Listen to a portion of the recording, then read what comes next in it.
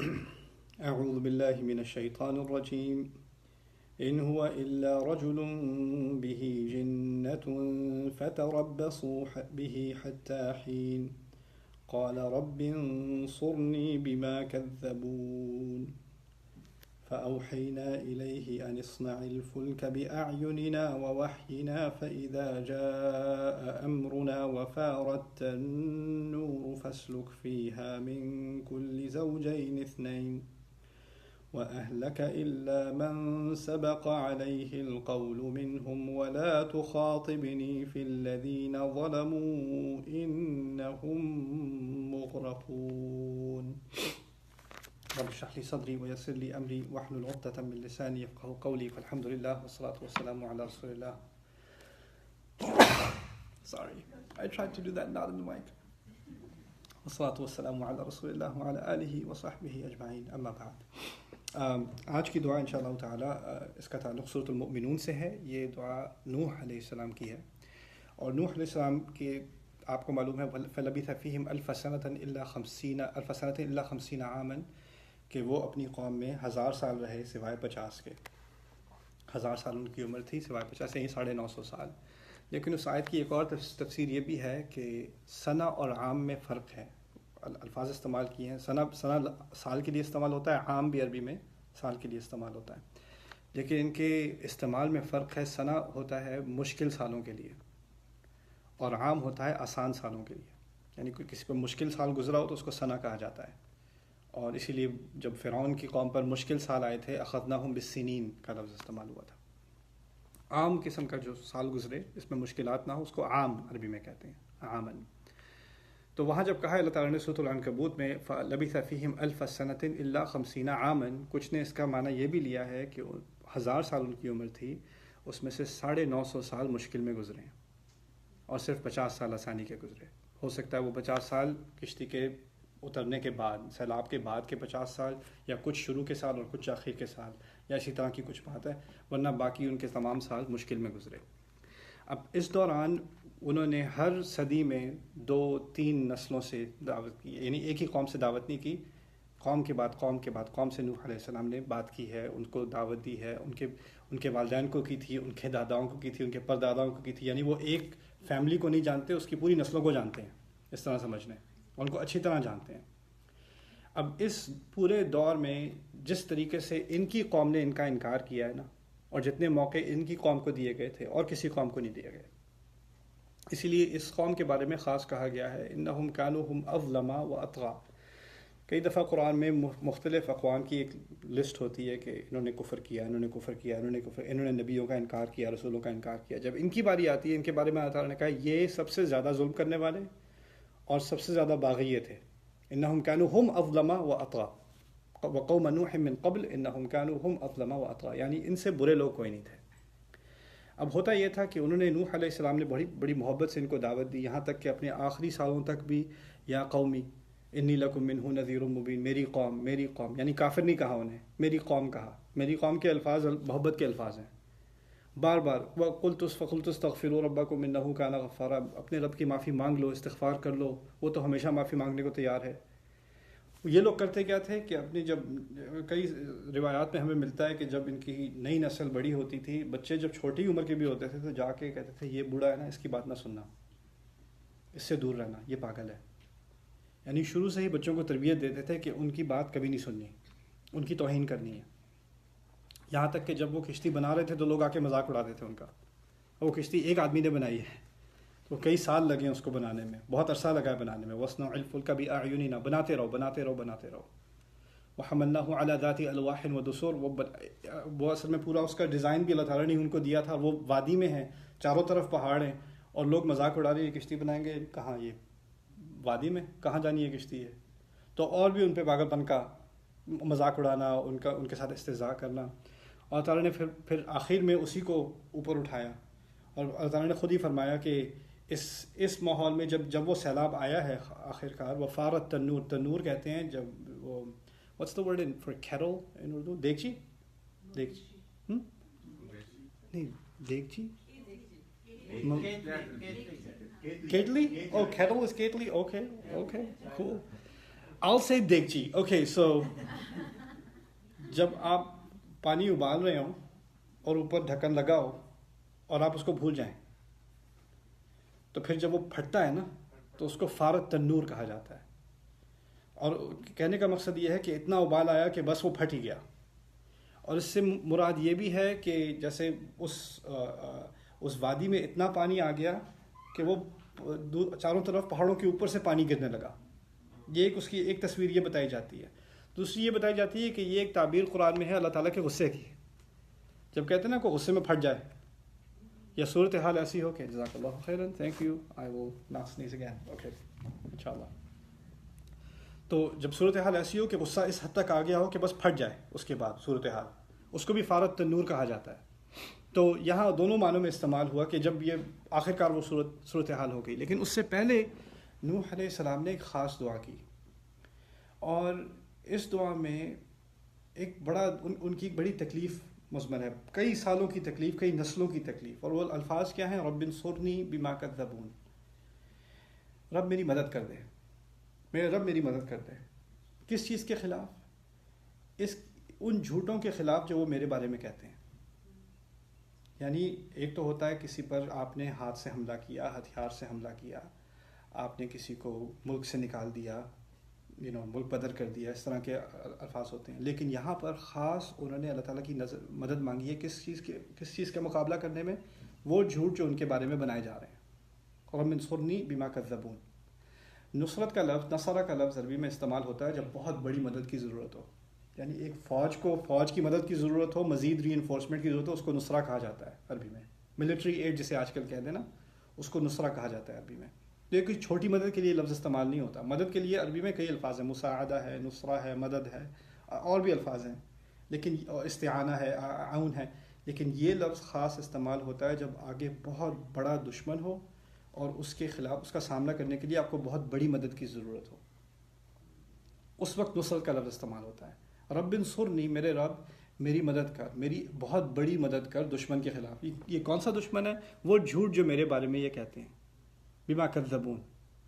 اب جھوٹ کہنا, اس کو بھی سمجھ لیں کیا بات ہے یہ. اگر آپ کے خلاف کوئی ایک انسان جھوٹ بولتا ہے, وہ اس کی ایک تکلیف ہوتی ہے آپ کو, اور پھر وہ جھوٹ پھیلاتا بھی ہے. لیکن اگر ایسا ہو کہ سوسائٹی کے سب سے انفلوئنشل لوگ, جن لوگوں کی بات لوگ سنتے ہیں, جو امیر لوگ ہیں, سیاستدان لوگ ہیں, جو ویسے بھی اقتدار رکھتے ہیں کسی حد میں, وہ آپ کے بارے میں مل کر سارے آپ کے بارے میں ایک ہی جھوٹ بولتے ہیں, یہ پاگل ہے, یہ پاگل ہے, یہ پاگل ہے, یہ پاگل ہے, یہ پاگل ہے, اور یا طرح طرح کی کہانیاں بناتے ہیں آپ کے بارے میں ایک کے بعد دوسرے, اور وہ سب ملے اور لوگ ان کی بات بھی سنتے ہیں. اب آپ کس کا جواب دیں گے؟ اگر آپ کسی ایک کا جواب دے بھی دیں تو اس نے آپ کی آدھی بات لے کر اس میں سے کچھ نکال کے 10 اور جھوٹ نکال لینے. یعنی آپ کے خلاف اگر ایک سے زیادہ شخص جھوٹ بول رہا ہو تو آپ بالکل بے بس ہو جاتے ہیں, آپ کے پاس کوئی چارہ نہیں رہتا. اسی طرح دیکھیے عائشہ رضی اللہ تعالیٰ عنہ کے بارے میں جب جھوٹ بولے گئے تو یہ لوگوں کے دماغ میں آتا ہے کہ اگر یہ کچھ آگے سے جواب دے دیتی تو کیا تھا, کہہ دیتی میں نے کچھ نہیں کیا, صاف صفائی پیش کر دیتی اپنی طرف سے, اس میں کیا مشکل تھی. ان کی سنت کیا ہے رضی اللہ تعالیٰ عنہ, ہماری ماں کی سنت کیا ہے؟ خاموش رہیں, خاموش رہیں. وَلَا إِن قُلْتُ لَكُمْ إِنِّي بَرِيئَةٌ وَاللَّهُ أَعْلَمُ أَنِّي بَرِيئَةٌ. اگر میں کہہ دیتی کہ میں نے اس قسم کا کوئی جرم نہیں کیا, میں نے اس قسم کا کوئی گناہ نہیں کیا, اور اللہ جانتا ہے, میرا رب جانتا ہے کہ میں نے کچھ نہیں کیا, لا تصدقنی ابدا, تم میری بات مانو گے ہی نہیں. تمہیں تو سننی ہے جو بات جو تمہارے دماغ میں دل میں بیٹھ چکی ہے, تمہیں تو وہ سننا ہے. اعتراف کر لو پھر ہم. یعنی لوگ کیا کرتے ہیں, لوگ اپنے آپ کو اس پوزیشن میں ڈال دیتے ہیں کہ آپ ان سے معافی مانگیں خدا سے معافی مانگنے کے بجائے. رب انصرنی بما کذبون. اب اور اگر آپ کے خلاف کوئی جھوٹی بات کہی جا رہی ہے, پھر کہی جا رہی ہے, پھر کہی جا رہی ہے, پھر کہی جا رہی ہے, آپ کے دماغ میں آتا ہے میں کیا کروں ان لوگوں کا, کیسے جواب دوں, کس نے کہا. اور پھر آپ کے دماغ میں آتا ہے اچھا یہ تمہیں یہ کس نے کہا, کہاں سے بات ملی تمہیں, میں دعوت میں تھی پتہ نہیں کس نے کہا تھا. اب آپ اس کا نمبر ڈھونڈیں, اور پھر وہ کہ نہیں میں نے تو کچھ نہیں کہا تھا, وہ تو کوئی اور کہہ رہا تھا, میں تو بس سنا تھا, میں تو آپ کے بارے میں بہت اچھا خیال رکھتا ہوں, میرے تو آپ کے دل میں بڑی عزت ہے. جو لوگ جھوٹ بولتے ہیں نا, وہ صرف آپ کے بارے میں جھوٹ نہیں بولتے, آپ سے بھی جھوٹ بولتے ہیں, وہ صرف آپ کے بارے میں جھوٹ نہیں بولتے.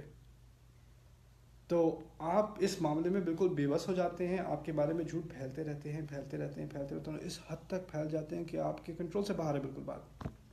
اس وقت اس دعا کی ضرورت ہوتی ہے انسان کو، جب آپ کے بارے میں ایسی باتیں کی جا رہی ہوں اور آپ کو کوئی چارہ نہ ہو، آپ کچھ نہیں کر سکتے اس بارے میں سوائے اللہ تعالیٰ کی مدد کے. رب انصرنی بما کذبون، جو جھوٹ یہ میرے بارے میں بنا رہے ہیں میرے رب، مجھے اس کے خلاف بس تیری مدد کی ضرورت ہے اور کچھ نہیں چاہیے مجھے. رب انصرنی بما کذبون. یہاں ہمیں ایک اور بات کا بھی اندازہ ہوا کہ رسول اللہ صلی اللہ علیہ وسلم کے دور میں نصرت کا لفظ استعمال آتا ہے جب ہماری مسلمان فوج قریش کا سامنا کرنے والی تھی. وہ ہم سے 3 گنا بڑے تھے. وَلَقَدْ نَصَّرَكُمُ اللَّهُ بِبَدْرٍ، اللہ نے تمہاری مدد کی. احد کے معاملے میں کہا وَمَن نَصْرُ إِلَّا مِنْ عِنْدِ اللَّهِ، نصرت آتی ہی اللہ تعالیٰ کی طرف سے ہے اور کہیں سے آ نہیں سکتی. یعنی فوج کے مقابلے میں، بڑے بڑے جہاد مارکے کے مقابلے میں اس لفظ کا استعمال ہوا. اور یہاں کس بات پہ استعمال ہوا؟ کسی نے آپ کے خلاف جھوٹ بولا ہے. اس سے ہمیں اس بات کا اندازہ ہوا کہ جھوٹ کا جو جرم ہے اور جھوٹ سے جو زخم لگتے ہیں انسان کو، وہ بھی کوئی چھوٹی چیز ہے، وہ خون سے کم نہیں ہے، وہ کوئی چھوٹی چیز نہیں ہے. اس کو ہمیں انڈر ایسٹیمیٹ نہیں کرنا. اسی لیے ہمیں لوگوں کے بارے میں، پہلی بات، ہمیں لوگوں کے بارے میں کسی بات کا بھی اگر ہمیں پوری طرح علم نہ ہو تو نہیں کرنی چاہیے، چھوڑ دینی چاہیے. اور دوسرا، اگر ہم کر بھی رہے ہیں تو ہمیں اس بات کا اندازہ ہونا چاہیے کہ کسی نے ہمارے خلاف اگر یہ دعا کر دی، ہمارے خلاف بھی نہ کی، بس یہ کہا رب انصرنی بما کذبون، رب میری مدد کر دے ان جھوٹوں کے خلاف جو یہ کہتے ہیں، ان جھوٹوں کے خلاف. تو اس کا کتنا بڑا ہمیں آگے جواب دینا ہوگا، کتنا بڑا جواب دینا ہوگا. دیکھیے، مریم سلام علیہا کے بارے میں جھوٹ بولے گئے تھے، ان پر جھوٹے الزام لگائے گئے تھے، اور ان جھوٹے الزاموں کا وزن اتنا زیادہ تھا کہ ان کا سامنا کرنے کے بجائے ان کی خواہش یہ تھی کہ وہ اس سے پہلے ہی مر جاتی. قرآن میں مرنے کی خواہش کا ذکر صرف ان کا ہے. لا یتمنین احدکم الموت، رسول صلی اللہ علیہ وسلم تو واضح الفاظ میں کہہ دیا تم میں سے کوئی موت کی خواہش خبردار نہ کرے، کبھی موت کی خواہش مت کرنا. مریم سلام علیہا کے بارے میں کیا الفاظ استعمال ہوئے؟ یا لیتنی مت قبل ھذا وکنت نسیا منسیا، اے کاش کہ میں اس سے پہلے مری جاتی اور میں بالکل بھول گئی ہوتی اور مجھے بھلا دیا گیا ہوتا. میں بالکل ہی بھولی گئی ہوتی، مجھے کسی کو میرا نام بھی نہ پتا ہوتا. آئی وش آئی کوڈ ڈس اپیئر، مر جاتی اور بالکل غائب ہو جاتی، کسی کو پوچھنا بھی نہ ہوتا کہ کون تھا، میرا نام بھی کسی کو یاد نہ رہے. میری خواہش یہ ہے. یعنی جھوٹ کا سامنا کرنا کبھی اتنا مشکل ہوتا ہے کہ انسان کو زندگی ختم کرنا آسان لگتا ہے، جھوٹ کا سامنا کرنا مشکل لگتا ہے. اتنی حد تک یہاں بات آ جاتی ہے. تو اس کے لیے، اور یہ چیز اس وقت ختم نہیں ہوئی، اسی لیے قرآن میں جب اس جھوٹ کا سامنا کرنا پڑا عائشہ رضی اللہ تعالیٰ عنہ کو، رسول صلی اللہ علیہ وسلم کے گھرانے کو، بعد میں اللہ تعالیٰ نے مسلمانوں سے خطاب کر کے کہا وَيَعِظُكُمُ اللَّهُ أَن تَعُودُوا لِمِثْلِهِ إِن كُنتُم مُؤْمِنِينَ. اللہ تمہیں اچھی طرح واعظ دے رہا ہے، تمہیں اچھی طرح نصیحت کر رہا ہے کہ تم اس قسم کی حرکت، اس مثال کی حرکت آئندہ کبھی مت دہرانا اگر تم واقعی ایمان والے ہو. کاش کہ ہمیں یہ آیت یاد ہوتی کیونکہ ہمارے گھرانوں میں، دوستوں میں، پروفیشنز میں، آفیسز میں، کمیونٹی میں، چھوٹی چھوٹی بات پہ 3-4 لوگ بیٹھے ہیں آپس میں افطار کر رہے ہیں، کھا رہے ہیں، کوئی ایک چکن کھانے گیا، آگے گیا، پیچھے 3 اس کے خلاف شروع ہو گئے. ابھی وہ چکن کی بوٹیاں کھا رہے تھے، اپنے بھائی کی بوٹیاں کھا رہے ہیں. ہم تو کسی کو نہیں چھوڑتے، کسی کو سپیئر نہیں کرتے. ٹیکسٹ میسج میں کتنے آرام سے کسی کی دھجیاں اڑاتے ہیں،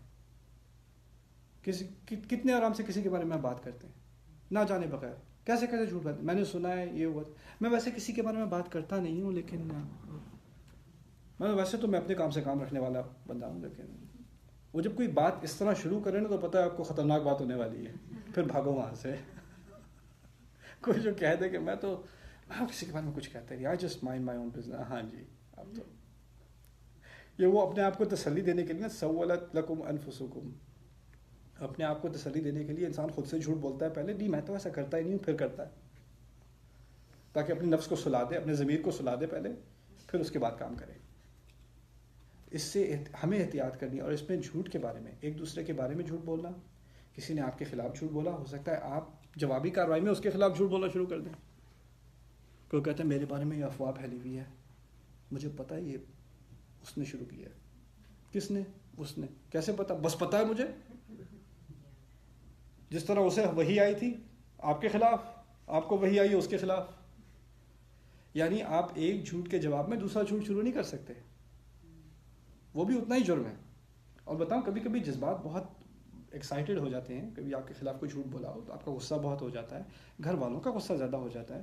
آپ کو عائشہ رضی اللہ تعالیٰ عنہ کے بارے میں بات بتاتا ہوں. جب ان کو خبر ہوئی کہ میرے بارے میں کیسی گھٹیا باتیں کی جا رہی ہیں, تو انہوں نے رسول صلی اللہ علیہ وسلم سے اجازت مانگی ان آتیہ ابویہ, کہ میں اپنے ماں باپ کے گھر چلی جاؤں. تو وہ گئیں. یا امتاہ ما یتحدث الناس, ماں اماں جی لوگ کیا باتیں کر رہے ہیں. ماں سے لپٹ گئیں, رونے لگیں, کہتی ہیں لوگ کیا بات کر رہے ہیں میرے بارے میں. اب آپ کو پتہ ہے کہ کیا بات ان کے بارے میں ہو رہی تھی. ان کی والدہ نے جو بات کی ہے, میں حیران رہ گیا. انہوں نے بات جو کی ہے, ماں بھی ماں ہوتی ہے, جذبات ہوتے ہیں. انہوں نے کہا یا بنتا لقل ما كانت امرأة قط وضيئة عند رجلها ولها ضرائر إلا كثرنا عليها. یہ تو ہوتا ہی رہتا ہے کہ جب کوئی مرد ہو جس کو اپنی بیوی سے بڑی محبت ہو اور پھر اس کی اور بیویاں بھی ہوں تو وہ پھر حسد کرنے لگتی ہیں اور وہ اکٹھی ہو کے اس کے خلاف سازشی کرتی ہیں. یہ تو ہوتا ہے. اب عائشہ رضی اللہ تعالیٰ کی ماں نے ان سے یہ بات کی, گلے لگ کے.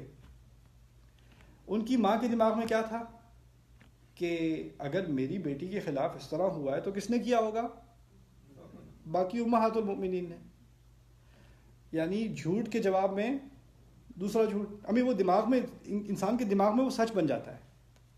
اس کے خیال میں مجھے پتہ ہے, بس مجھے پتہ ہے, مجھے کوئی بتانے کی ضرورت نہیں, مجھے سب پتہ ہے. اچھا, جو مجھے سب پتہ والے لوگ ہوتے ہیں نا, ان کو کچھ نہیں پتہ ہوتا, لیکن ان کا ایمان بڑا پکا ہوتا ہے اپنے جھوٹ پہ. تو انہوں نے اپنی روتی بیٹی کو یہ تسلی دی کہ یہ تو ہونا ہی تھا, یہ تمہاری جو دوسری ضرائر عربی میں کہتے ہیں دوسری بیویوں کو, انہوں نے کیا ہے تمہارے ساتھ. اب عائشہ رضی اللہ عنہ کے سامنے ایک بڑی مشکل صورتحال ہے. وہ کیا کریں, کیسے ماں کو جواب دے. پہلی بات انہوں نے بات مانی نہیں. دوسری بات انہوں نے موضوع بدل دیا. ماں سے بات کرتے ہوئے موضوع بدل دیا.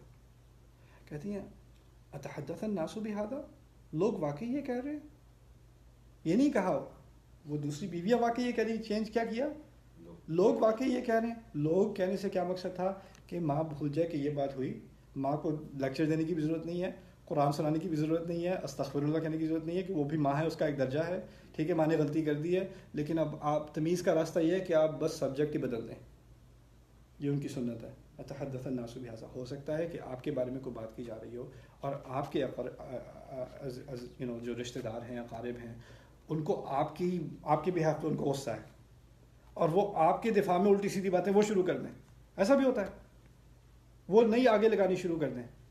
آپ نے ہر ایک کوئی جھوٹ کو آگے نہیں پھیلنے دینا. آپ نے مدد کرنی, اللہ تعالیٰ کی مدد لینی ہے. رب انصرنی بما کذبون, اس کے خلاف جو جھوٹ وہ میرے بارے میں بولتے ہیں. یہ مدد صرف اللہ تعالیٰ ہی کی طرف سے آ سکتی ہے. اور دیکھیے اللہ تعالیٰ کو کتنا غصہ آتا ہے. میں آپ کو ایک بات بتاؤں, خاص کر مسلمان قوم میں, یہ تو کافر قوم تھی, انہوں نے نوح علیہ السلام کی توہین کی. ہم تو ماشاءاللہ سے مسلمان ہیں, ہم نے کبھی کسی اور مسلمان کی توہین کبھی کی ہی نہیں, کبھی کسی کے بارے میں کوئی برے الفاظ استعمال نہیں کیے, کبھی اس کے بارے میں برا خیال نہیں کیا, کسی مسلمان کی نیت پہ کبھی ہم نے شک نہیں کیا, کیونکہ اللہ تعالیٰ نے ہمیں ایمان سے نوازا ہے نا.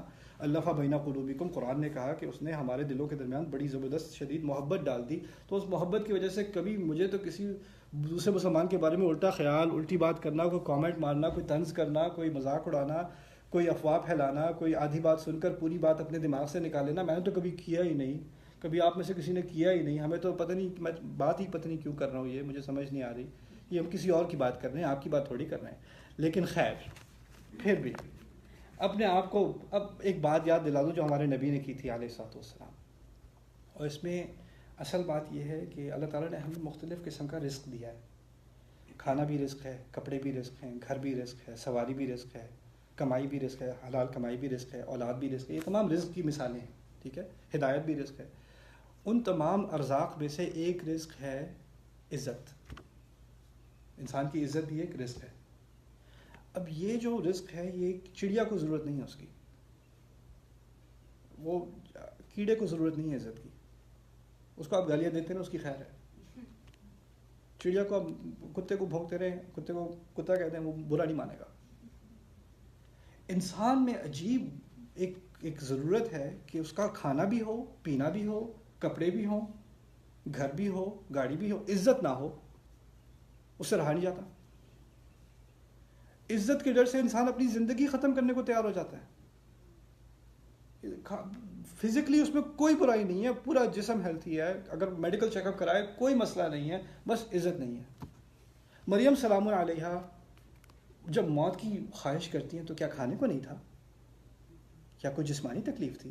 نہیں, عزت کی بات ہے. جھوٹ اتنی تکلیف دہ چیز ہے کہ ایک نبی جس کو ہاتھ سے کبھی کوئی ایذا نہیں دیا گیا, ہاتھ سے کوئی تکلیف نہیں دی گئی, اور انبیاء اور رسول کے بارے میں تو کہا جاتا ہے کہ اتنی تکلیفیں دی گئی ان کے ماننے والوں کو, ان کو اتنی ایذا پہنچائی گئی کہ وہ رونے لگے, متی نصر اللہ, اللہ کی مدد کب آئے گی, اللہ کی مدد کب آئے گی. رسول صلی اللہ علیہ وسلم خود فرماتے ہیں تم سے پہلے جو ایمان لائے تھے ان کو آدھا زمین میں گاڑ دیا گیا تھا, ان کو کاٹ دیا گیا تھا, ان کو جلایا گیا تھا. اس طرح کے ٹارچر ہوئے لوگوں کے ساتھ. لیکن یہاں فزیکل ٹارچر کی بات نہیں ہو رہی, یہاں آپ کی عزت النفس, جو آپ کی اپنی عزت ہے نا, انسان اللہ تعالیٰ نے جو دی ہے وہ اللہ تعالیٰ کی دی ہوئی چیز ہے. پتہ ہے اس کی ہمیں قدر اتنی کیوں ہے, یعنی اپنی جان سے زیادہ اس کی قدر کیوں ہے؟ وہ اس لیے وَلَقَدْ كَرَّمْنَا بَنِي آدم, اللہ تعالیٰ نے ہر انسان کو عزت دی. اللہ تعالیٰ نے خود دی آدم کی اولاد کو. اللہ تعالیٰ کی طرف سے نازل کی ہوئی چیز ہے جو انسان کے اندر ہوتی ہے, ہمیں خود سے نہیں ملی, ہماری اپنی طرف سے نہیں آئی, اللہ تعالیٰ کی طرف سے آئی ہے. اور جب وہ کوئی ہم سے کھینچنے کی کوشش کرتا ہے, چھیننے کی کوشش کرتا ہے, تو اس کی تکلیف اور تکلیفوں سے کہیں زیادہ ہے. کبھی ہوتا ہے کہ کسی کے ساتھ اس طرح کیا گیا ہو, کسی کی توہین کی گئی ہو, کسی کے بارے میں جھوٹ بولے گئے ہو, آپ نے دیکھا ہوگا کھانا نہیں کھا رہا, پی نہیں رہا, یہی جسمانی ضروریات بھول گیا, جو زندگی کی ضروریات ہیں وہ بھول گئے, کیونکہ یہ نہیں ہے. اس کے بارے میں ایک بڑی عظیم حدیث ہے جو میں آپ سے شیئر کرنا چاہتا ہوں. ایک دفعہ رسول صلی اللہ علیہ وسلم کعبے کا طواف کر رہے تھے, اور طواف کرتے دوران ان کو کعبے سے اتنی محبت تھی وہ کعبے سے بولنا شروع ہو گئے. جب آپ کسی چیز سے محبت ہو تو آپ اس سے بولتے بھی ہیں نا, تو کعبے سے وہ بولنا, ہم کلام ہو گئے کعبے سے. کہتے ہیں صلی اللہ علیہ وسلم ما اعظمکی ما اطیبکی ما اطیب ریحکی ما اعظمکی ما اعظم حرمتکی. کیا عظیم ہے آپ, کیا عظیم ہے آپ کی حرمت, آپ کا مقام, کیا خوب ہے آپ, کیا خوب ہے آپ کی ہوا. پھر کہتے ہیں واللہ والذی نفسی بیدہ, میں اس کی قسم کھاتا ہوں جس کے ہاتھ میں میری زندگی ہے, یعنی خدا کی قسم کھاتا ہوں. لحرمت المؤمن اعظم عند اللہ حرمتا منکی, ایک مسلمان کی عزت, اس کی حرمت خدا کے ہاں آپ کی حرمت سے زیادہ ہے. میں اپنے رب کی قسم کھاتا ہوں جس کے ہاتھ میں میری زندگی ہے, ایک دوسرے مسلمان کی عزت آپ کی عزت سے زیادہ ہے خدا کے ہاں, وہ اس کی حرمت اور آگے ہے. مالہ و دمہ و ان نظن بہ الا خیرا, اس کا مال, اس کی مال کی حرمت, اس کے خون کی حرمت, اور کہ اس کے بارے میں صرف اچھا خیال کیا جائے, یہ اللہ کو کعبے سے زیادہ عزیز ہے. اب آپ ایک سیکنڈ کے لیے سوچئے, اگر آپ کبھی خیال میں بھی آ سکتا ہے کوئی مسلمان کعبے کی بے حرمتی کرے گا؟ دماغ میں بات ہی نہیں آتی کہ ہو بھی سکتا ہوگا کہ کوئی مسلمان کعبے کی بے حرمتی کرنے کو تیار ہو. لیکن کبھی دماغ میں خیال آتا ہے کہ کوئی مسلمان کسی اور مسلمان کی بے حرمتی کرے, اس کی عزت کی دھجیاں اڑائے. اور کیا چیز اللہ تعالیٰ کے ہاں کیا زیادہ عزیز ہے؟ مسلمان کی عزت. سبحان اللہ. اور رب انصرنی بما کذبون, میں رب میری مدد. اور وہ جب مدد آتی ہے نا, دیکھیے قرآن میں جگہ جگہ گناہوں کی سزائیں ہیں ان کا ذکر ہے. میں حدود کی بات نہیں کر رہا, خدا کی طرف سے آنے والی سزا. خدا کی طرف سے آنے والی سزا ایسی ہوتی ہے کہ کسی قوم نے کفر کیا, نبی کا انکار کیا, آخری حد تک انکار کیا, یہاں تک کہ انہ لن یؤمن الا من قد آمن, اب تو کوئی ایمان والا ہے, لانے والا ہے ہی نہیں, اللہ خود جانتا ہے کہ اب کوئی نہیں لائے گا. پھر اس کے بعد وہ قوم تباہ ہوتی ہے, عذاب آتا ہے دنیا میں, عذاب دنیا میں آتا ہے, پھر آخرت میں اور عذاب, یعنی دگنا عذاب دنیا میں بھی اور آخرت میں بھی.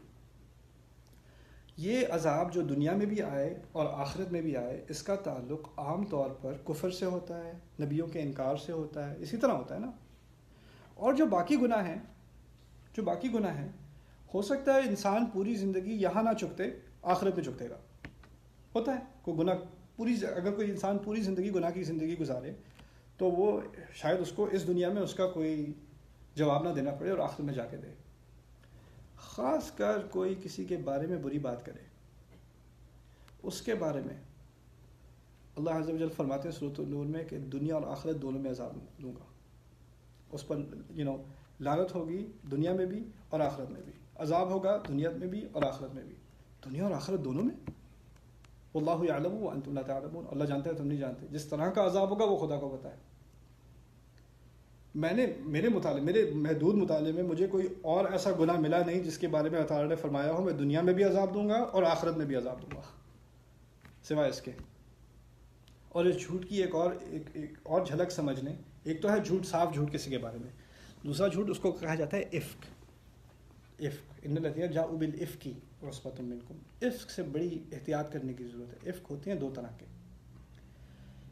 دو طرح کے لوگوں سے ہوتے ہیں. میں کہنا کیا مقصد ہے، ایک ہوتے ہیں جن کی نیت خراب ہوتی ہے، اس نے آپ کے بارے میں کوئی گندی بات کرنی ہی کرنی ہے، اس کو آپ کی تکلیف سے اس کو تسکین ہوتی ہے. کچھ لوگ ایسے ہوتے ہیں، یعنی انسانی روپ میں شیطان، جس کو سوائے آپ کو تکلیف دینے کے اور کوئی مقصد ہے نہیں. وہ ایک خاص گروہ ہے، وہ بہت زیادہ لوگ نہیں ہوتے، وہ عصبۃ منکم ایک بہت چھوٹا گروہ ہوتا ہے. ایک دو لوگ ہوتے ہیں جو آپ کی زندگی میں بہت بہت تکلیف کے باعث ہوتے ہیں، اور ان کا مقصد ہی یہی ہوتا ہے آپ کو تکلیف دینا. رب انصرنی بما کذبون، ٹھیک ہے. لیکن پھر جو اصل جھوٹ ہوتا ہے نا، وہ ان لوگوں کی وجہ سے نہیں تکلیف دیتا. وہ تو اس نے تو کہنی ہے باتیں، اس کی طرف سے تو آپ کو توقع ہی ہے کہنے کی. لیکن جب وہ کامیاب ہو جاتا ہے نا، تو اس کے ارد گرد ایسے لوگ ہوتے ہیں جو I don't know what's the word for careless in Urdu, لاپرواہ لوگ. باقی ہاں، جو لاپرواہ ہوتے ہیں نا، وہ اس جھوٹ کو پھیلا دیتے ہیں. جھوٹ کو پھیلانے میں اصل کام گندے برے لوگوں کا نہیں ہوتا. جھوٹ کو پھیلانے میں اصل تکلیف ہوتی ہے لاپرواہ لوگوں کی. اور لاپرواہ ہم بھی ہو سکتے ہیں، آپ بھی ہو سکتے ہیں، وہ ہم سب ہو سکتے ہیں. اصل مشکل لاپرواہ لوگوں کی ہے. اسی لیے جب جھوٹ کے بارے میں آیات آئیں، کسی کے بارے میں جھوٹ بولنا، کسی کے بارے میں افک پھیلانا، افک میں کچھ تھوڑی سی بحث کروں گا آپ سے. جب اس کے بارے میں آیات آئیں تو ایک آدھ آیت ان کے بارے میں ہے جو جان بوجھ کر آپ کے خلاف جھوٹ گھڑتے ہیں. باقی تمام آیات کا تعلق لاپرواہ لوگوں سے ہے. 10 آیتیں ہیں، 9 آیتیں لاپرواہوں کے بارے میں، ایک آیت صرف ان کے بارے میں جو جان بوجھ کر بولتے ہیں. اصل جس نے چنگاری لگائی ہے اس پر تو ایک آیت ہے. اب جو آگ پھیلی ہے وہ جو جلنے کو تیار ہے ان سے پھیلی ہے نا، وہ ان کی وجہ سے، ان پر زیادہ زور ہے. کیونکہ انسان اپنے بارے میں سمجھتا ہے میں نے تھوڑی شروع کیا تھا، میں نے تھوڑی یہ بات، میں تو صرف سنی تھی. سوال تو پیدا ہوتا ہے، اتنی سی بات تھی نا، اسی کو آگے کرنا، اسی بات کو آگے کرنا، اسی کا یہی اصل مرض ہے، یہی اصل مرض ہے. اس کے بارے میں بات کی جا رہی ہے. لولا اذ سمعتموہ، ایسا کیوں نہیں تھا کہ جیسے ہی تم نے ایسی کو بات سنی، ظن المؤمنون والمؤمنات بانفسہم خیرا، فوراً کیوں نہیں سوچا کہ ہمیں اچھا ہی خیال کرنا چاہیے مومن کے بارے میں، مومنون کے بارے میں، مومنات کے بارے میں، مومن مرد اور عورتوں کے بارے میں ہمیں صرف اچھا خیال کرنا ہے. افک کو سمجھ لیجئے. افک کیا ہوتی ہے، کیا چیز، کس بلا کا نام ہے افک؟ افک عربی میں کہتے ہیں ٹیڑھ کو. ٹیڑھ کو، کوئی چیز سیدھی ہو نا تو وہ مستقیم ہے، اور آفق ہے تو اس طرح ہے. لیکن کوئی چیز ٹیڑھ میں بھی ہو تو اس کا کچھ حصہ تو پھر بھی سیدھا ہوتا ہے نا. جھوٹ ایسا جس میں کچھ سچائی ملی ہو لیکن باقی مسالے سے آپ نے اس کو ٹیڑھا کیا ہو. ٹھیک ہے. ٹیڑھ آپ کے الفاظ سے بھی ہو سکتا ہے، ٹیڑھ بغیر لفظ استعمال کیے بھی ہو سکتا ہے. دیکھیے، آپ دیکھتے ہیں دور سے ایک لڑکا لڑکی سڑک کے پاس اس طرف جا رہے ہیں، اور آپ دیکھتے ہیں کہتے ہیں بس اور کچھ نہیں کہا. آپ کے اس سے بات پھیلی کہ نہیں پھیلی؟ میں نے کچھ کہا؟ میں ایسے کوئی بات نہیں کی، میں تو کچھ کہا بھی نہیں، کچھ اور.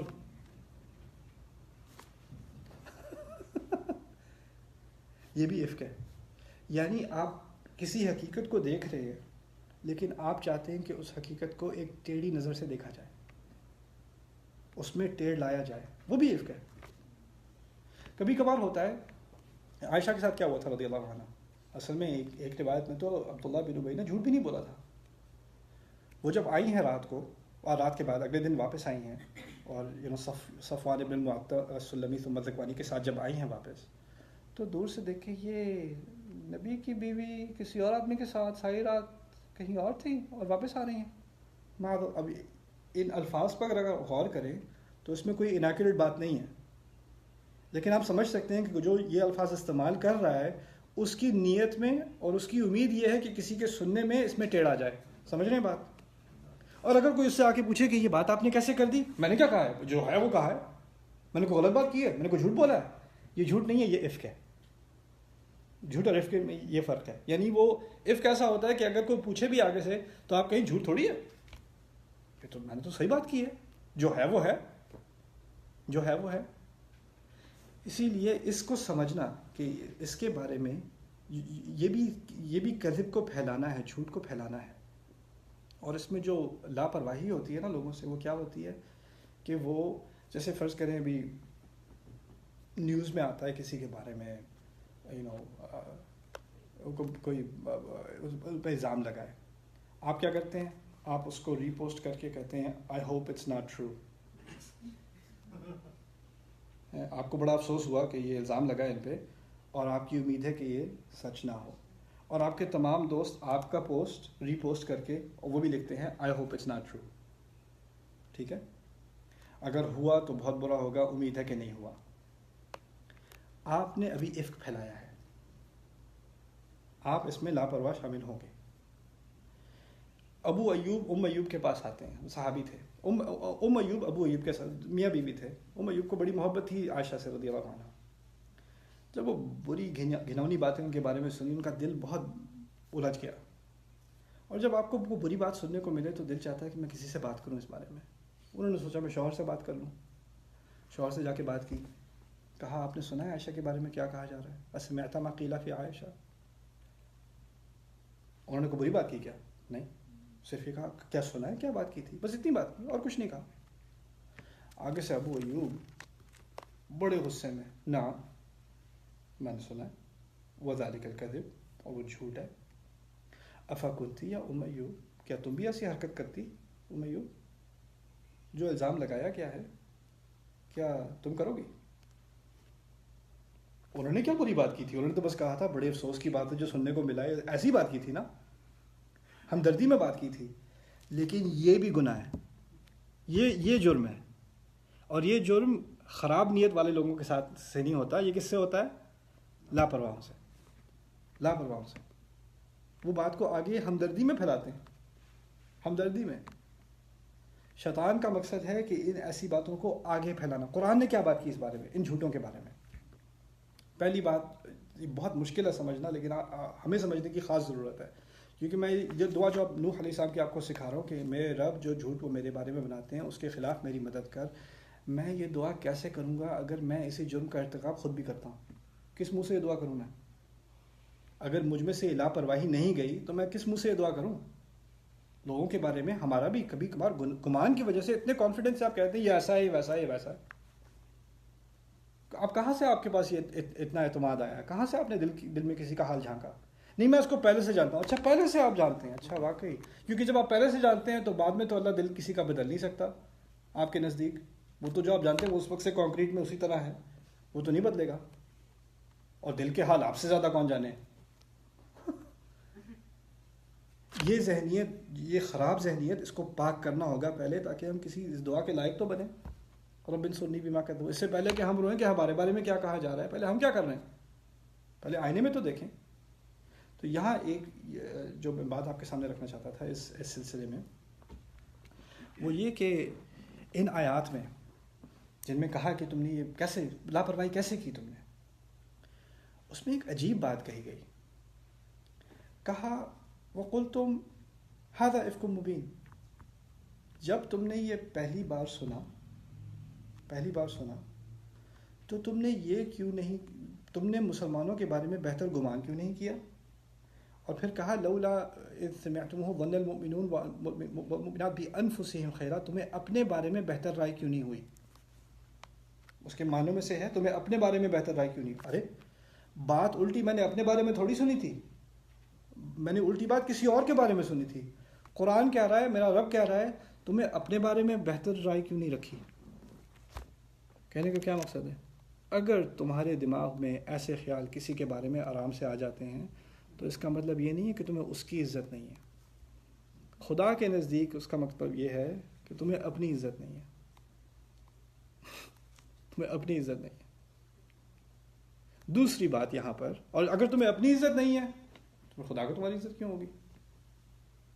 اگلی بات اس سے آگے پھر کہتے ہیں المؤمنون والمؤمنات بانفسہم، مومن مرد مومن عورتیں، یعنی جن کے دل میں ایمان ہو. کہنے کا مقصد یہ ہے اگر واقعی ایمان ہوتا تو ایسے خیال، الفاظ کا نہیں، ایسے خیال کا گمان نہیں تھا. الفاظ اور خیال میں فرق ہے نا.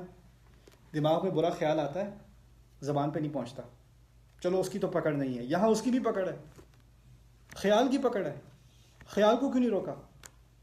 اور پھر آگے سے کہا ھذا افک مبین. اب یہاں یہ بہت مشکل ہے سمجھنا، اس کو ذرا دھیان چاہیے ہوگا آپ کا. ہمارے دین میں ایک قاعدہ ہے، وہ یعنی دنیا میں بھی ہے، کہ آپ کے پاس جب تک ثبوت نہ ہو آپ کسی چیز کو سچ یا جھوٹا نہیں کہہ سکتے. کسی نے آپ کے پاس آ کے کوئی بھی دعویٰ کیا، آپ کہیں جب تک میرے پاس ثبوت نہیں ہوگا میں نہ کہوں گا کہ یہ سچ ہے نہ کہوں گا کہ یہ جھوٹا ہے. مجھے کس چیز کی ضرورت ہے؟ ثبوت کی ضرورت ہے، سوائے ایسے جھوٹ کے جو کسی کی عزت کے خلاف کہا گیا ہو. اس میں ایک استثناء ہے، ایک ایکسیپشن ہے. وہ کیا ہے؟ اگر کسی نے آپ سے آ کر ایسا کوئی دعویٰ کیا جس سے کسی کی عزت پہ حملہ ہوتا ہو، اس کے بارے میں خدا کی اپنی ایک پالیسی ہے. وہ کیا پالیسی ہے؟ وہ پالیسی ہے ثبوت ہو نہ تم نے ثبوت ماننا ہے، نہ تم نے ثبوت کے بارے میں پوچھنا ہے، نہ تمہیں اس کے بارے میں کوئی تفتیش کرنی ہے. تمہارا پہلا رسپانس کیا ہونا چاہیے؟ یہ واضح جھوٹ ہے. ارے ثبوت کے بغیر نہ سچ کہہ سکتے ہیں نہ جھوٹ کہہ سکتے ہیں. ان صورتحالوں میں ہم پر واجب ہے یہ کہا کیوں نہیں کہ یہ جھوٹ ہے. خدا نے خود کہہ دیا، تم پر واجب تھا یہ کہنا کہ یہ جھوٹ ہے. اللہ کو پتہ ہے جھوٹ ہے کہ نہیں، وہ اس کے کورٹ میں ہوگا، اس کی کچہری میں ہوگا. یہاں پر اللہ کا فیصلہ یہ ہے کہ تم پر اور مجھ پر یہ واجب ہے کہ ہم اس کو کہیں کہ یہ جھوٹ ہے. اور پھر کہا اگر واقعی سچ ہے تو 4 گواہ کیوں نہیں لے کر آئے، آنکھوں دیکھے گواہ. اور اگر 4 گواہ نہیں لے کر آتے تو یہ خدا کے نزدیک یہی جھوٹے ہیں. فَأُولَٰئِكَ عِندَ اللَّهِ هُمُ الْكَاذِبُونَ. 4 گواہ جنہوں نے آنکھوں سے خود دیکھا ہو، 4 گواہ جنہوں نے آنکھوں سے خود دیکھا ہو. دیکھیے اگر 3 گواہ ہوتے تو کیا بات جھوٹی ہو جاتی؟ 2 ہوتے تو کیا جھوٹی ہو جاتی؟ اگر ابو بکر نے کچھ دیکھا ہو رضی اللہ عنہ تو ان کا دیکھنا کیا جھوٹا ہوا؟ جھوٹا تو نہیں ہوا. لیکن خدا کے نزدیک اس کے بارے میں تمہیں ایک لفظ بھی کہنا تو وہ اجازت ہی نہیں دی، سرے سے اجازت ہی نہیں دی. اگلی بات ما یکون لنا ان نتکلم بہذا. یہ کیوں نہیں ہوا کہ جب تم نے کوئی ایسا جھوٹ سنا تو فوراً کہہ دیتے ہماری مجال ہی نہیں ہے کہ ہم اس کے بارے میں کوئی بات بھی کریں. ما یکون لنا ان نتکلم بہذا.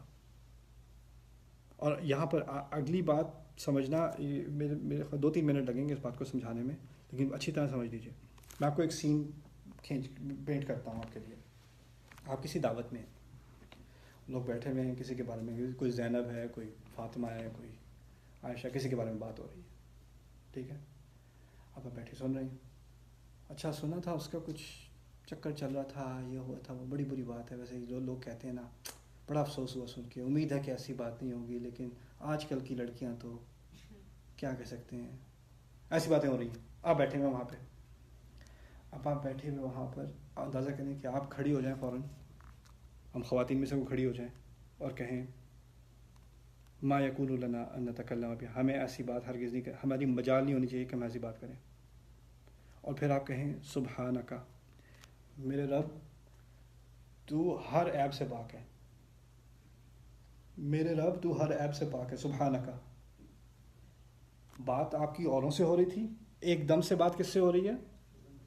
اور اللہ سے یہ بات بھی نہیں کہ میرے رب ہمیں معاف کر دے ہم نے کسی کے بارے میں بات کی، میرے رب تو ہر عیب سے پاک ہے. کیا تک بنتی ہے اس بات کی؟ سبحانہ کا یہ کہاں سے آ گیا بیچ میں؟ اس کو سمجھنے، میں نے آپ کو شروع میں بتایا تھا رسول صلی اللہ علیہ وسلم نے گواہی دی ہے کہ کعبے سے زیادہ حرمت کس چیز کی ہے؟ انسان کی عزت کی. بتایا تھا نا. اب اس کو ذرا غور سے سمجھنا. جب قرآن میں خدا کی دربار میں کوئی ایسی بات کی جائے جو خدا کے لائق نہ ہو، جس سے خدا کی گستاخی ہو، اللہ تعالیٰ کے سامنے گستاخی ہو، تو اس کے جواب میں سبحان اللہ کہا جاتا ہے. جب اللہ تعالیٰ کے سامنے کوئی گستاخی ہو ایسی جس سے خدا کو خود غصہ ہو، تو اس کے جواب میں سبحان اللہ کے الفاظ آتے ہیں. جب کوئی شرک کرتا ہے اللہ تعالیٰ سے، گستاخی ہے اللہ کے ساتھ، سبحانہ و تعالی عما یقولون علوا کبیرا. سبحان اللہ عما یشرکون، اللہ کی ذات پاک ہے اس شرک سے۔ فرشتوں نے کہا کہ آپ زمین پر آدم کو اتاریں گے، خون بہائے گا، یہی کہا تھا نا، فساد پھیلائے گا۔ انہوں نے کہا میں جانتا ہوں جو تم نہیں جانتے، انی اعلم ما لا تعلمون۔ آگے سے گھبرا گئے، شاید ہم نے گستاخی تو نہیں کر دی۔ سبحانک لا علم لنا الا ما علمتنا۔ سبحانک کے لفظ استعمال ہوتے ہیں جب احساس ہو کہ میں نے کوئی ایسی بات کی ہے جو خدا کی شان میں گستاخی ہو۔ اگر کوئی کعبے کی بے حرمتی کرتا اور اس کو احساس ہوتا کہ میں نے کعبے کی عزت ٹھیک سے نہیں کی، تو کس کے خلاف یہ جرم کیا ہے؟ رب کے خلاف۔ فوراً میرے رب تو ہر عیب سے پاک ہے، مجھے معاف کر دے، سبحانک۔ یہاں کعبے سے بھی زیادہ حرمت والی شے کی گستاخی کی دھجیاں اڑائی جا رہی ہیں، کسی مسلمان کی دھجیاں اڑائی جا رہی ہیں، فوراً خدا سے معافی مانگی۔ یہ جرم زینب کے خلاف نہیں ہے، عائشہ کے خلاف نہیں ہے، یہ کسی وداد کے خلاف نہیں ہے، یہ جرم اللہ کے خلاف ہے۔ سبحان، اسی وقت خدا سے بات کرنا، باقی سب بھول گیا۔ اب دعوت پہ کون بیٹھا ہے، کون ہے وہاں پہ، اللہ تعالیٰ سے بات سبحانک ھذا بہتان عظیم، یہ بہت بڑا الزام ہے، میں نہیں اس میں شریک ہو سکتا، میں نہیں شریک ہو سکتی۔ اب دعوت میں آپ ایسا سین کرنے کے بعد آپ کی تو دعوت ختم ہوئی، ٹھیک ہے، اب تو آپ انوائٹڈ نہیں ہیں، اب آپ جائیے۔ اب جب آپ جائیں گے یا جائیں گی، آپ کے پیچھے کیا ہونا ہے؟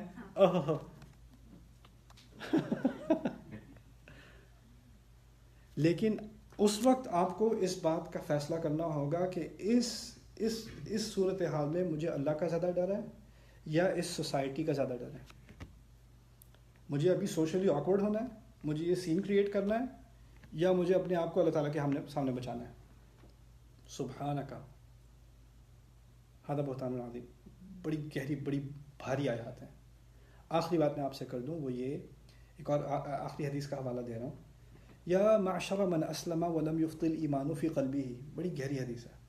رسول صلی اللہ علیہ وسلم نے صحابہ کی ایک بڑی جماعت کے سامنے یہ بات کی، کہا ایسا معاشر کہتے ہیں کوئی بڑا ہجوم لگا، ایسے لوگوں کا ہجوم جو اسلام تو مانتے ہیں لیکن ایمان ابھی دلوں میں نہیں گھسا۔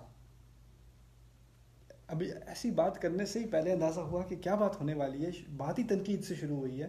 ایسے لوگ جو اسلام کا دعویٰ تو کرتے ہیں لیکن ایمان دل میں نہیں گھسا ابھی تک، لم یفض الایمان فی قلبہ۔ لا تؤذوا المسلمین، مسلمانوں کو تکلیف نہ دیا کرو۔ پہلے الفاظ، مسلمانوں کو تکلیف نہ دیا کرو۔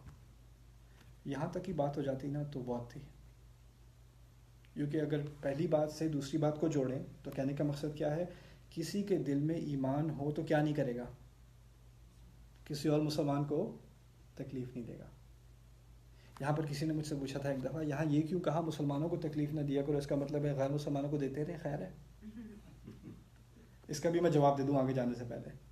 دیکھیں، میرے بچے اگر آپس میں لڑ رہے ہیں، بھائی دو بیٹے آپس میں لڑ رہے ہیں، میں دونوں کو بٹھاؤں ساتھ، بھائی نہیں لڑتے آپس میں، بھائی ایک دوسرے سے اس طرح نہیں کرتے، اگر میں ایسا کہوں تو اس کے دماغ میں اگر یہ بات ہے ہاں بھائی نہیں کرتے، میں ہمسائے کے لڑکے سے جا کے میں اس کو ٹھڈا مارتا ہوں جا کے۔ ابھی ایک موقع محل ہوتا ہے جس میں ابھی گھر کی بات ہو رہی ہے، باہر کی بات کا مطلب یہ نہیں باہر کی بات کی نفی ہو رہی ہے، آپس میں اچھے رہو، دوسروں پہ کیچڑ اچھالتے رہنا خیر ہے، پاگل ہو گیا؟ جب گھر کی بات ہو، میں اس سے کہوں بھائی بھائی سے محبت کرتے ہیں، اچھا ٹھیک ہے، does that mean we can hate everyone else? No, that's not what that means. تو یہ کہنا کہ یہاں مسلمانوں کی بات ہو رہی ہے تو غیر مسلمانوں کی تو چھٹی نہ، یہ شیطانیت ہے۔ خیر، اس بات کا جواب ہو گیا، لا تؤذوا المسلمین، مسلمانوں کو تکلیف نہ دیا کرو۔ اب تکلیف کو بھی سمجھ لیجئے، تکلیف کا مطلب کیا ہے؟ میں نے کسی کو ڈنڈا تھوڑی مارا ہے، میں نے پتھر تھوڑی پھینکا، اس کو تکلیف تھوڑی ہوئی ہے۔ تکلیف بھی جسمانی ہوتی ہے اور روحانی ہوتی ہے، دل کو تکلیف دینا، یہی تو تکلیف ہے جو موسیٰ کو دی جاتی تھی۔ لا تکونوا کالذین آذوا موسیٰ، ان کی طرح مت بننا جنہوں نے موسیٰ کو تکلیف دی، جنہوں نے موسیٰ کو تکلیف دی۔ ان کو کیا تکلیف دی؟ ان کو بنو اسرائیل نے کیا فزیکلی مارا تھا؟ نہیں، وہ تو اپنے الفاظ سے ان کو تکلیف دیتے تھے نا۔ اپنے الفاظ سے مسلمانوں کو تکلیف مت دینا، لا تؤذوا المسلمین۔ پھر آگے بات، تکلیف کیسے مت دینا، اس کی وضاحت کریں گے خود نبی علیہ الصلوۃ والسلام۔ ولا تتتبعوا عوراتهم، غور سے سننا، ان کے ذاتی معاملات کے پیچھے نہ پڑ جانا، مسلمانوں کو تکلیف نہ دینا کس طرح تکلیف نہ دینا؟ ان کے ذاتی معاملات کے پیچھے نہ پڑ جانا. پتا تو کروں ہو کیا رہا ہے, ذرا بتائیے تو صحیح کیا ہوا تھا. ویسے کچھ سننے میں آیا, اگر آپ کلیئر کر دیں تو بہتر ہوگا. اچھا, آپ کس کے لیے بہتر ہوگا؟ آپ کو کیا ملے گا کلیئر کرنے سے؟ آپ کو پوری کہانی چاہیے ساری تفاصیل کے ساتھ, پھر آپ کا دل تسلی میں آ جائے گا, پھر ٹھنڈ پڑے گی آپ کو. کسی سے آپ کے ساتھ, آپ کو اگر کسی نے الزام لگایا, آپ کے ساتھ کوئی حادثہ پیش ہوا, بات اننیسیسریلی پھیلی, کسی نے آپ کے ساتھ جھوٹ بولا اور آپ سے آ کے کوئی ہمدردی میں کہے آپ کے بارے میں بڑی بری باتیں کہی گئی تھیں, اگر آپ ذرا کلیریفائی کر دیں تو میری تسلی ہو جائے. چلو آپ کی تسلی ہو جائے. آپ کی تسلی کے لیے میں ذرا اپنی فیملی البم لے آؤں, پھر ہم کھول کے بات کر لیتے ہیں پوری خاندانی طے. کہاں سے شروع کریں؟ وَلَا تَتَتَبَّعُوا عَوْرَاتِهِمْ, ان کے ذاتی معاملات کے پیچھے مت پڑا کرو. وَمَن تَتَبَّعَ عَوْرَةَ أَخِيهِ, اور جو اپنے مسلمان بھائی یا بہن کے ذاتی معاملات کے پیچھے پڑ گیا, تتبع اللہ عورتہ, پھر خدا اللہ اس کے ذاتی معاملات کے پیچھے پڑ جاتا ہے. ومن تتبع اللہ عورتہ, اور جو ایسا ہو جس کے ذاتی معاملات کے پیچھے اللہ پڑ جائے, یفضحہ, وہ اس کو کھلی دنیا کے سامنے, فضیحہ کہتے ہیں کسی کو, what's the word for humiliate, بے عزت کرنا, وہ کھلی دنیا کے سامنے اس کو بے عزت کرتا ہے. جس کے ذاتی معاملات کے پیچھے کون پڑ جائے؟ خدا پڑ جائے, وہ کھلی دنیا کے سامنے اس کو بے عزت کرتا ہے.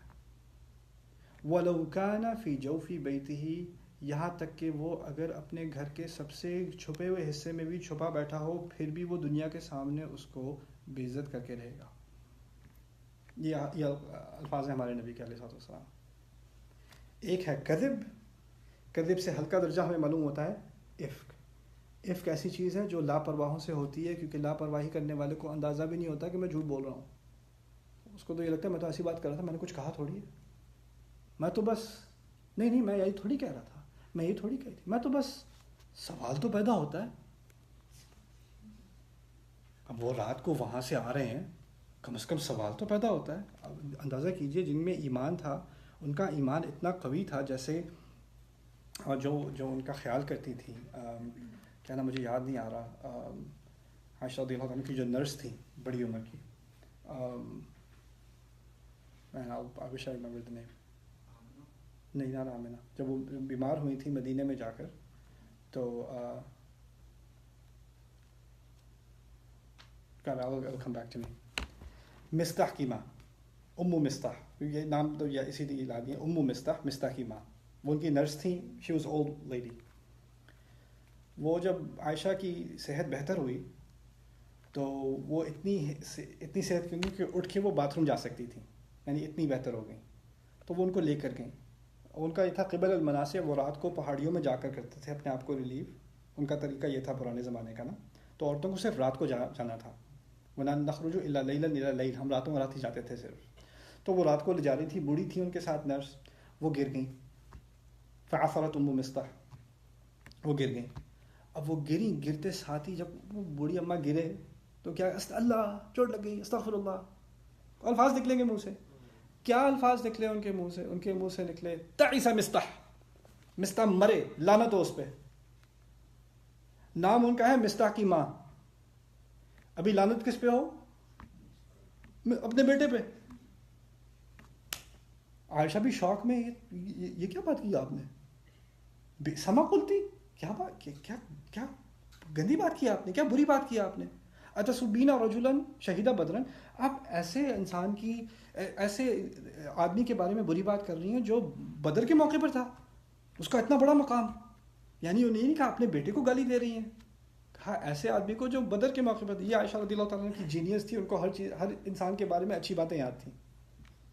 تو انہوں نے کہا ایسے آدمی کے بارے میں آپ بات کر رہی ہیں جو بدر میں تھا. تو وہ کہتی ہیں ای ہنتا اما سمعتی ما قال الم تسمعی ما قال, اے بچی تجھے نہیں پتا کیا باتیں کرتا رہا وہ. اصل میں بات یہ تھی کہ مستح نے جب یہ افواہ سنی تو اس نے ماں سے بھی کہہ دیا کہ انہوں نے ماں سے بھی کہہ دیا کہ کم از کم سوال تو پیدا ہوتا ہے. ایسا تو نہیں ہے کہ کچھ سوال بھی نہیں پوچھ سکتے. اتنی بات پہ ماں نے کہا اس پہ لعنت ہو بیٹے پہ. ایمان تھا ان کا وہ بات کرنی چھوڑ دی تھی اسے.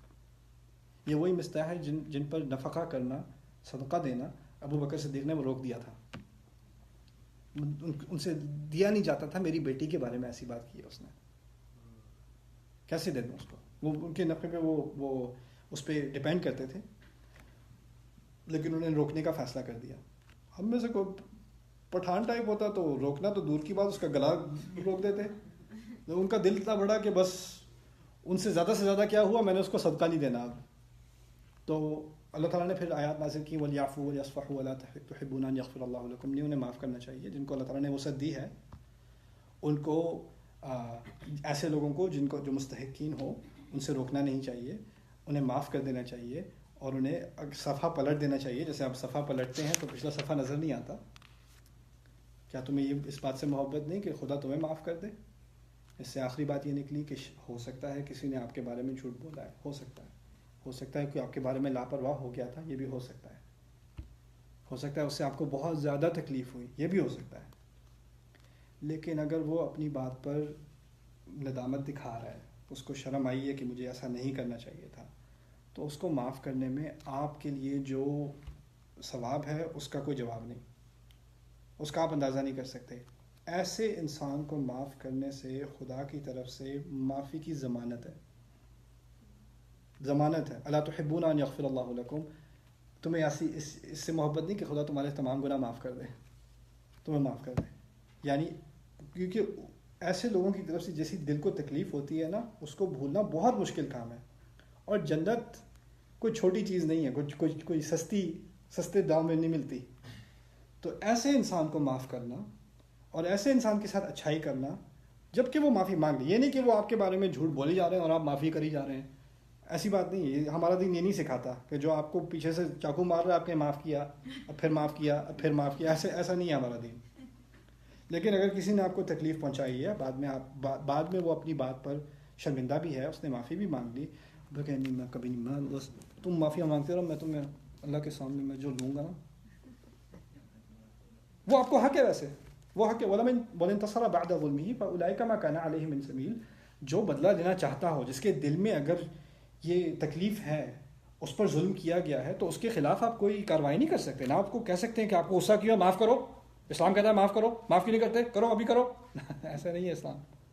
لیکن اگر کریں تو ایک بات آپ کا پرسنل فیصلہ ہے یہ کہ اللہ تعالیٰ کی طرف سے معافی کی گارنٹی ہے. معاف نہ کرنے پہ تنقید نہیں ہے. یہ کبھی نہ کرنا کسی سے کہ میں نے تو آپ کے بارے میں جھوٹ بولا تھا، اب آپ معاف کیوں نہیں کر رہے. اسلام میں تو ہے معاف کرنا چاہیے، میں نے سوری بھی کہہ دیا، آپ کرتے کیوں نہیں معاف کریں نا. اچھا آپ کے پاس 2 گھنٹے ہیں. ایسا نہیں ہوتا. آپ کسی سے توقع نہیں کر سکتے وہ اس کا حق ہے، وہ آپ نہیں لے سکتے. معافی مانگنا مجھ پر واجب ہے، میں نے غلطی کی تو مجھ پر واجب ہے. لیکن معاف کرنا آپ پر حق نہیں ہے، وہ اس کا حق ہے. وہ کرے نہ کرے وہ اس کا فیصلہ ہے. وہ اللہ تعالیٰ نے بھی اس کو واجب نہیں کیا اس پر. یہ نہیں کہا کہ کرو ہی کرو معاف، اگر کوئی مانگے تو کرو معاف، نہ ایسا تو نہیں ہے. بلکہ وہ فیصلہ آپ کو کرنا ہے کہ آپ نے کرنا ہے کہ نہیں. لیکن اس میں کچھ موٹیویشن، کچھ انسینٹیو اللہ تعالیٰ نے دے دیا ہے کہ دیکھو اگر کرو گے تو یہ ملے گا، اگر نہیں کرو تو پھر بھی تم پر کوئی ممانعت نہیں ہے اور تم پر کوئی تنقید نہیں ہے. فَأُولَٰئِكَ مَا كَانَ عَلَيْهِم مِّن سَبِيلٍ. تو یہ باتیں میں آپ کے سامنے کچھ رکھنا چاہتا تھا، کیونکہ جب ہم یہ دعائیں سیکھتے ہیں تو ان دعاؤں سے کبھی کبھار ہمارا فوکس صرف ہوتا ہے کہ یہ اس کے خلاف میں نے یہ دعا مانگنی ہے، اس نے جو میرے ساتھ کیا وہ اس سے میں بچ جاؤں. کبھی کبھار ان دعاؤں سے ان باتوں کو بھی یاد کرنا پڑتا ہے کہ میں اپنے آپ سے کیسے بچوں، میرے اندر کیا ہو رہا ہے، میں نے کیا کیا ہے، میرے منہ سے کون سے الفاظ نکلے ہیں جن کی مجھے معافی مانگنی ہے. اس میں ایک آخری بات مجھے یاد آ گئی، وہ میں آپ کے سامنے رکھ دوں. اور یہ بہت مشکل بات ہے اپلائی کرنا، بہت مشکل ہے. ہو سکتا ہے کہ کسی کی زیادتی آپ کے ساتھ 99% ہے اور اس میں غلطی آپ کی 1% ہے. بائی دا وے ہر انسان کو یہی لگتا ہے جب 2 میں جھگڑا ہوتا ہے کہ اس کی غلطی 99% اور کہیں تمہاری بھی غلطی تھی. ہاں تھی تو، لیکن وہ تو اتنی سی تھی، وہ باقی اس نے یہ کیا ہے.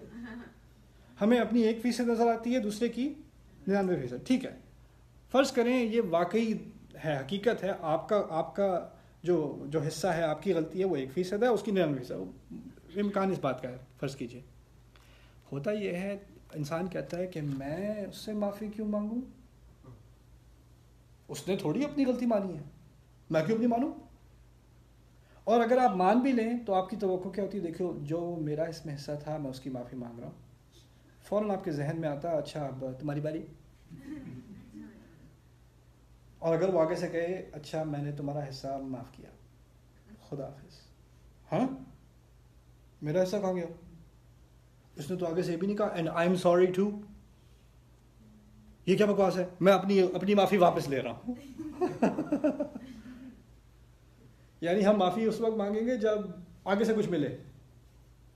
دیکھیے تھراپی میں کہتے ہیں، ٹیکسس میں فیمس کہاوت ہے، you can only control your side of the street.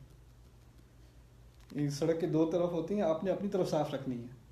آپ نے کسی سے آپ کے ساتھ زیادتی کی ہے، ٹھیک ہے، اس نے کی ہے، اگر وہ اس پر شرمندہ ہے، معافی مانگنا چاہتا ہے، نہیں مانگنا چاہتا، وہ اس کا مسئلہ ہے، وہ اس کا مسئلہ ہے. اگر آپ نے اپنی غلطی کا اعتراف، اس 1% کا بھی اعتراف کیا، میں نے یہ کیا، اور یہ بھی نہیں کہنا اگر مجھ سے کچھ ہوا تو مجھے، یہ اگر کدھر کے تھوں، پتہ ہے آپ کو کیا ہے آپ نے، جو میں نے کیا، یہ میں نے کیا، یہ میری طرف سے غلطی تھی، میں اس کی معافی مانگ رہا ہوں، میں اس کا اعتراف کر رہا ہوں، میں اس سے مکرا نہیں رہا، اور میں اس کا اعتراف کر رہا ہوں. مجھے اس کے لیے معاف کر دیا. اب معاف کریں نہ کریں وہ آپ پر ہے، لیکن معافی مانگنا مجھ پر تھا، وہ میں نے اپنی ذمہ داری کر دی. باقی جو آپ کے کھاتے میں نہیں ہے اس کی فکر کرنا چھوڑ دیں، اس کی فکر آپ کرنا چھوڑ دیں. لوگوں سے اللہ تعالیٰ نے ہم سے یہ نہیں پوچھنا کہ اس نے تمہیں معاف کیا کہ نہیں کیا. آپ نے اپنی اصلاح کی یا نہیں کی، آپ نے اعتراف کیا، آپ نے معافی مانگی یا نہیں مانگی، اس سے آگے وہ اللہ کے ہاتھ میں ہے، وہ آپ کا مسئلہ نہیں رہا. اللہ تعالیٰ ہمیں اپنی غلطیوں کا اعتراف کرنے کی توفیق دے. اللہ تعالیٰ ہمیں اپنی غلطیوں کا پہلے تو اللہ تعالیٰ سے خود اعتراف کرنے کی توفیق دے، اور پھر جس سے زیادتی کی ہو اس سے اعتراف کرنے کی توفیق دے. اللہ تعالیٰ ہماری عزت نفس کو برقرار رکھے، ہمارے وقار کو، ہماری عزت کو، ہماری حرمت کو برقرار رکھے، اور ہماری زبانوں سے اور ہمارے ذہنوں سے، ہمارے دلوں سے باقی مسلمانوں کو بھی محفوظ رکھے. بارک اللہ لی ولکم، رب اغفرلی بما کذبون. حیاکم اللہ. السلام علیکم ورحمۃ اللہ تعالیٰ وبرکاتہ.